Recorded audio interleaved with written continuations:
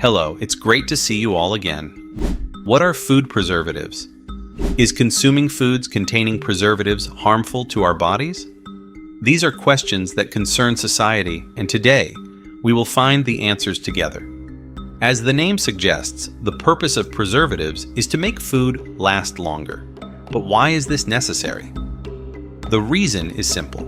We eat to absorb nutrients and energy, to live and grow, and mold and bacteria do the same. They also need nutrients from the food we eat to survive and pass on their genes. Spoiled rice, moldy bread, rotten fruits, and foul-smelling fish and meat are all examples of mold and bacteria competing for our food.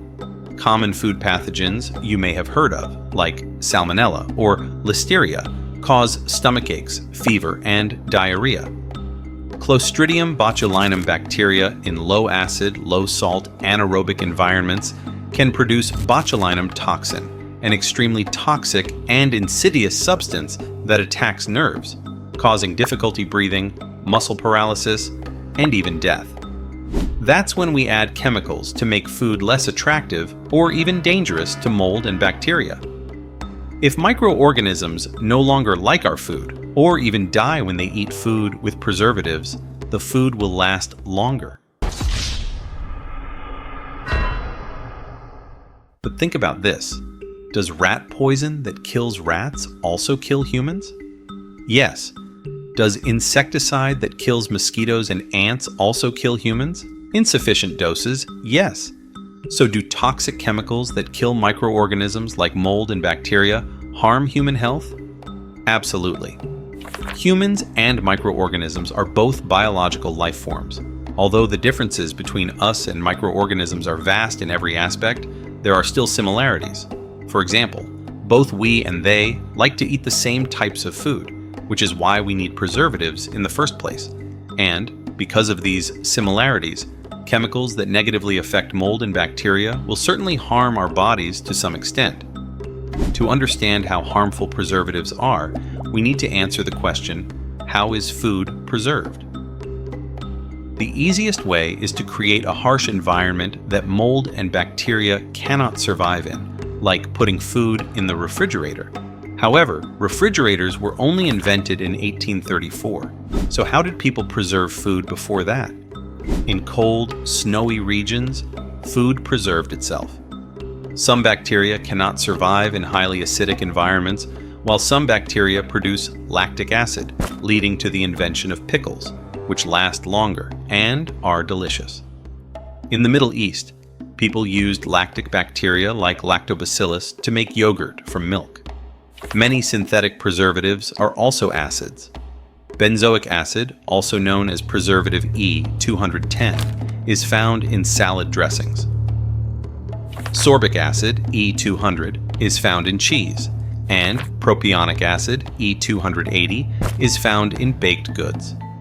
Some studies suggest that benzoates, the base or salts of benzoic acid, such as sodium benzoate or E211, may exacerbate hyperactivity in children.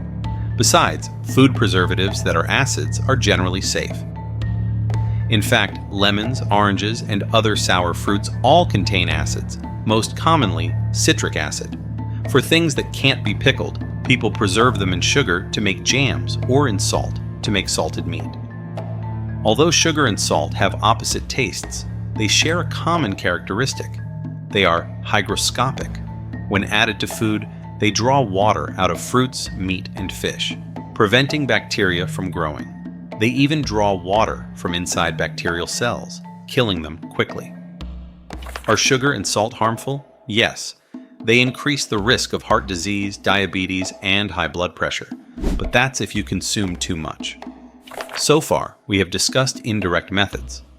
Nitrates and nitrites have antibacterial properties, such as potassium nitrite E249, sodium nitrite E250, sodium nitrate E251, and potassium nitrate E252, commonly found in processed meats like ham, rillettes, a type of French pâté, sausages, or bacon. Sodium nitrate and nitrite not only kill or inhibit bacterial growth, but also react with myoglobin, a protein in muscle tissue, to to create nitrosamioglobin, which is red. When heated, nitrosamioglobin turns into nitrosohemochrome, which is pink. This is why processed meats always have a fresh and appealing color. As analyzed above, anything that can kill bacteria can also be harmful to humans. According to WHO, processing meat by adding preservatives like nitrate, nitrite, or smoking can lead to the formation of potentially carcinogenic chemicals such as N-nitroso compounds and polycyclic aromatic hydrocarbons. However, this seems to be the price we have to pay, a trade-off. Nitrite salts play a crucial role in inhibiting the production of deadly botulinum toxin by Clostridium botulinum. Thus, we must choose between using nitrites and nitrates with a very small risk of developing cancer in the future, or not using them and facing a very high risk of botulism and death from consuming processed meats. But bacteria and mold are only half the enemies of food. The other half is oxygen. We need oxygen to break down food into energy. The process of digesting food is essentially a redox reaction where oxygen is the oxidant, and when food is left in the air with 21% oxygen, it also gets oxidized.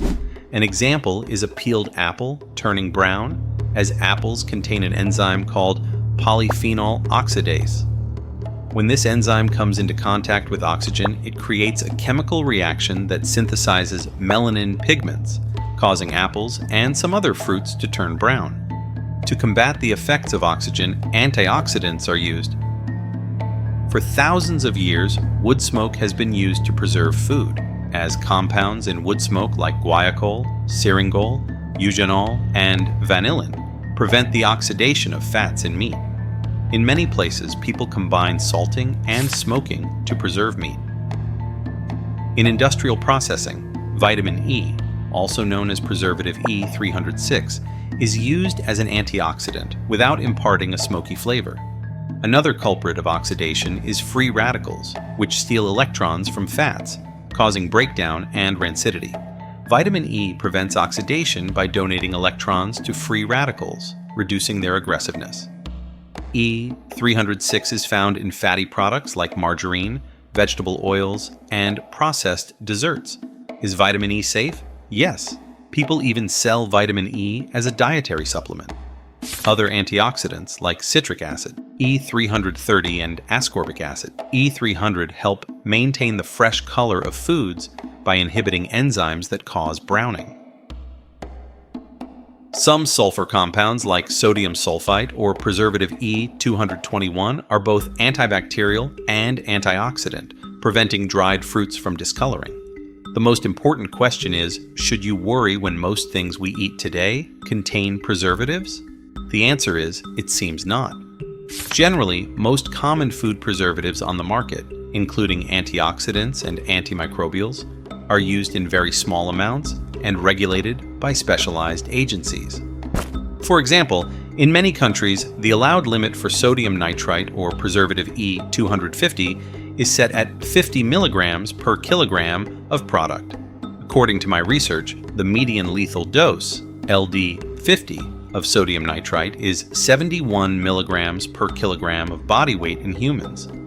E250 is commonly used in processed meat products, which means that an 80-kilogram person would need to eat about 16 kilograms of meat, while a 20-kilogram child would need to eat 4 kilograms of meat containing the maximum allowed amount of E250 to be at risk of death. At this point, the cause of death would likely be overeating rather than poisoning.